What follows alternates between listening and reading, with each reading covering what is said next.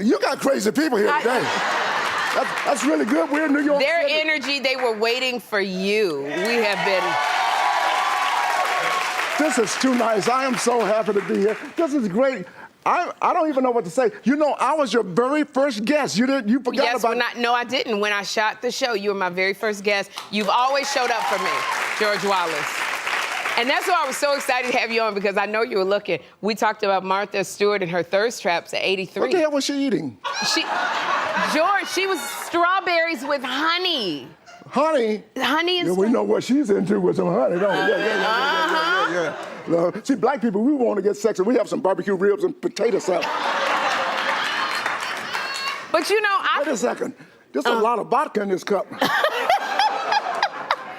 We just want to make you feel at home, George. Ooh, I feel at home. You feel at home? One time I got drunk. Yeah? I was in Las Vegas, I got drunk, and I took a lady upstairs, I thought she was a 10, and I woke up the next morning, and the decimal point moved over. Can I tell you, George, I love you. I don't know if I could ever express the depth of my love for you. And the one thing that I love about you that makes me feel so good is you always check in on me. Like, even before the show, like, we've just have known each other for 3 decades, and you always checked in to see how I'm doing, and I appreciate that about you. Is that important for you to do to just the comics and the comedy world and everybody? Listen, first of all, we have the greatest job in the world. We do. A lot of people are not able to live their passion. And I wanted to be a comedian since I was 6 years old. And now I'm doing it 48 years. And I just tell you what. And to keep in touch with my comedian friends, people don't understand. We are different. There's a small group of people. Yeah. Nobody can do. People always say stupid stuff. If I can do it, you can do it. Bull crap. You know what I wanted to say, right? Yeah. But in any case, but people I can't do what the Cameron doing over there. And the DJ Sussman, we walked in the elevator this morning. He's already playing the music. He got the 2 turntables in the elevator. In the elevator. Yeah, and we're dancing in the elevator. I'm pushing button 2, button 3, all the way up to 12. We came back down, he's still... So it's good when you come to your show, but I love people, I love what we do, I love giving, and hanging out with comedians, you never know what's gonna happen. I had a comedian when I was in Las Vegas for, I went there for 30 days, I wound up being there for 15 years. 15 years, and, like selling out your shows, and that's what I love. Came to see you, you was selling out. You came to see me, let me tell y'all something. This lady right here, this beautiful lady right here, she calls me, she says, George, I want to come to the show. I says, I got your name down, you're taken care of. She shows up with 15 people. I didn't... It cost me $3,500, you gonna pay me. $3,500, you gonna pay me my money. But it doesn't matter, when you love people, I was glad to pay you. You're just so generous like that. Like, you're just a generous person. Like, this is how generous you are. I'm gonna get you your money back, too. You bought your daughter recently, you bought her a car. Like, I want y'all to see, and she was surprised by the valet driver. Wait, y'all, take a look. That ain't our car. It's not your car. It really isn't. These are your keys. You're joking. George, quit playing. I need to know for real, because that's been on my heart. Thank you so much. You're welcome, son. You've been helping me out all these years. Now, y'all got me this time. Now, everybody knows you as being generous, but pulling that off for your daughter, what did that mean to you?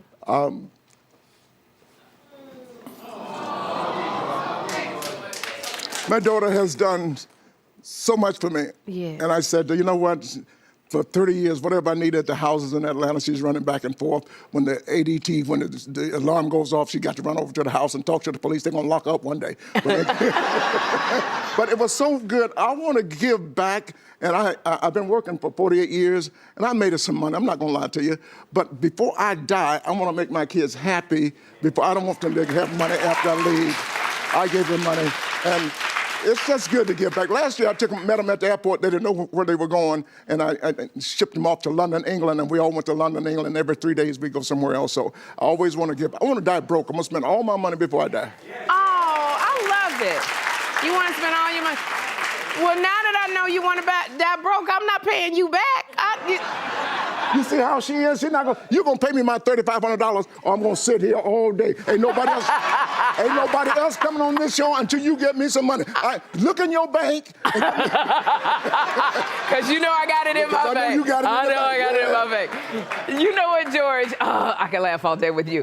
I just heard that I did not know this. You didn't tell me this. You built a new house, and I'm glad. So when can I come visit? See, she's just like everybody else. Let me tell you all the truth. I built a house in Atlanta, 12,000 square feet. Ooh. 1 bedroom. 1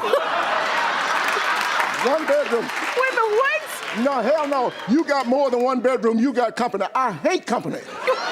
Company, you get tired of company coming to your house, going in the bed, living in the living room, and they got their own towels. These towels for company. Hell, I live here. I can't even use these towels. Towel company make me sick. Oh, so you got 1 bedroom, and that's it? That's it. You gonna have to sleep on. You can sleep on the porch. You can sleep in the pool house. You can sleep in my pool house is nicer than my house. I'll take the pool house. I just want to be near you. Wait a second. Why the hell do I have a pool and a pool house and I can't swim? Is that stupid? I do some stupid stuff. We got to do stuff like that. Yeah. But I tell you, I want to congratulate you. This is what What happened? You got a show, and it's called Clean Slate. Oh. And I know this has been years in the making for you, George, Clean Slate. And you finally got it to the air. You got to tell us about this show. Well, let me tell you. I wanted to reboot Sanford and Son. Oh, yeah. Basically, I just wanted to hear. Don't you feel good when you hear that music, whether you're watching the show, if you just hear it? So I went to the great late Norman Lear. We all know Norman Lear. He just passed away. Yeah. He created and produced all of the great shows that we watched growing up. And he produced those shows at the time with all not people of color writing those shows, jokes for us. Right. This show is written with our people. Yes. People of color, Laverne Cox, people from her community. Yes. And it's people that's in the know in the day. So I went to Norman Lear and I said, I want to reboot Sanford and Son. He says, you're crazy, get the hell out of here, unless you come back with a twist. I came back with a twist and I heard so much about this great lady, Orange is the New Black. And you know, those things go off in your head like that.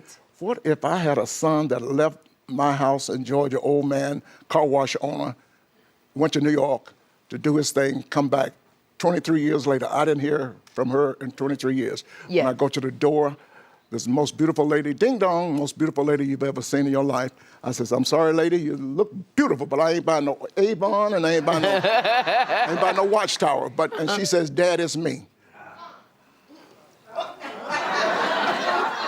And so I was shocked from that. And that's my daughter, the great Laverne Cox. Yeah. And it's going to be a great show. We screened last night. And let me tell you something. This touches hearts. People go through different issues for different reasons, but this is done with love and laughter. She coming back as a daughter was a big surprise for me. Yes. But it educates me as a father to, it didn't go well at first. Yeah. And actually she was going to leave me and go back to New York. But my next door neighbor, Thelma Hopkins, the great Thelma. Thelma Hopkins. She teaches me about love.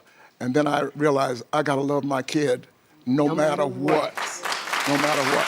So, no matter what. Not only am I going to be educated, but America's going to be educated because this is a very touching, real moment that's happening in lives throughout the world. That's right. And by the way, throughout the world, our show is on 240 countries and territories, already translated into every language, and we have beautiful. George Wallace. That's my director sitting on the front row right there. Can you believe it? That's one of my directors right there. Princess? Yeah.